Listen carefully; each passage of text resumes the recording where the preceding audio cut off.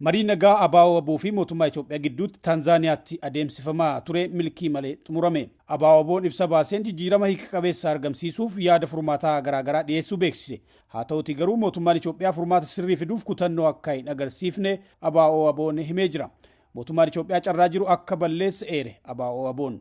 Mootummaan Itoophiyaa gama isaatiin karaa gorsaa ministeera muummee Reedwaan Huseen mootummaan waraanni gaagama uummata naannoo Oromiyaa irraan geessise xumura akka argatu waan danda'ame mara maricha irratti godhuu himee jira.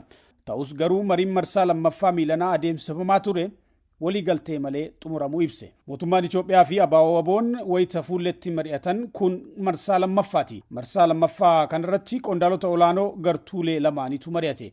Mariin ABO fi mootummaa Itoophiyaa gidduutti adeemsifamu gaaffii uummanni Oromoo baroota hedduuf gaafataa ture kan deebisu gartuulee lameenuu injifatoo kan taasisuu fi nageenya waaraa kan buusu akka ta'u uummanni gaafataa ture. Mariin marsaa lammaffaa akkuma jalqabameen mootummaan Itoophiyaa kutaalee Oromiyaa hedduutti waraana bobbaasuu fi miidiyaaleen mootummaa waan maricha faallessan irra deddeebiin dubbachuun maricha akka hin gufachiifne jechuun qeeqamaa ture. Erga mariin sun jalqabamee kutaalee Oromiyaa hedduutti gartuuleen lameen wal waraansa cimaa adeemsisaa akka turanis OMN gabaasaa ture. Mariin miilanaa milkaa'uu dhabuusaatti namoonni hedduun gadduu isaanii karaa marsaalee miidiyaa hawaasaa barreessaa jiru.